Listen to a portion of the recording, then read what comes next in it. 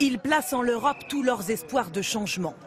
Devant le siège du gouvernement de Bucarest, ces citoyens roumains se rassemblent chaque soir. Leur cible, une corruption rampante à la tête du pays et une justice mise à mal.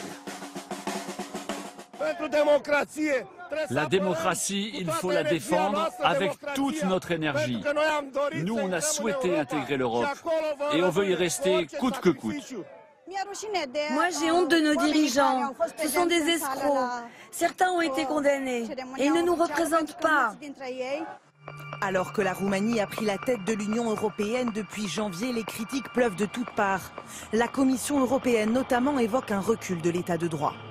Et voici le responsable désigné de cette dérive, Liviu Dragnea, président du Parlement et homme fort du pouvoir. Condamné pour fraude électorale, il fait l'objet de plusieurs enquêtes pour corruption et multiplie les réformes controversées du système judiciaire. Cet homme, ancien chef du parquet anti-crime organisé, en a personnellement fait les frais. Il y a 6 mois, son mandat a été confié à un autre, du jour au lendemain. Mes résultats étaient très bons, je ne sais pas ce qui s'est passé, on ne m'a rien expliqué. Comme lui, plusieurs magistrats ont été brutalement révoqués sans raison apparente. Le procureur se dit inquiet comme jamais. La ligne rouge a bel et bien été franchie. Avant qu'il soit trop tard, on a besoin d'une indépendance de la justice.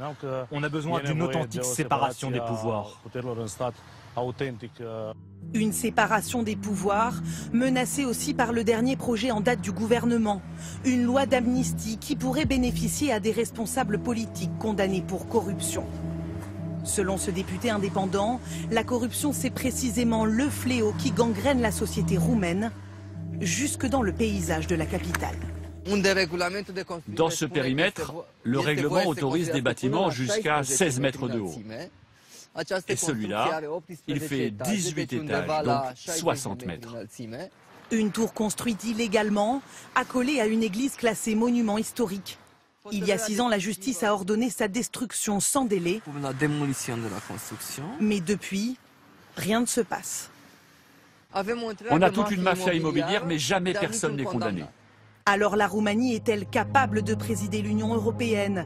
Que répond-elle à la Commission qui l'accuse de faire marche arrière sur la corruption? Pour le ministre de la Justice, le pays a des circonstances atténuantes. Nous ne sommes pas aux standards les plus élevés, comme en France ou en Italie. Mais ce sont des pays qui n'ont pas connu le communisme comme nous. Nous avons fait des progrès significatifs et on continue à en faire dans cette direction.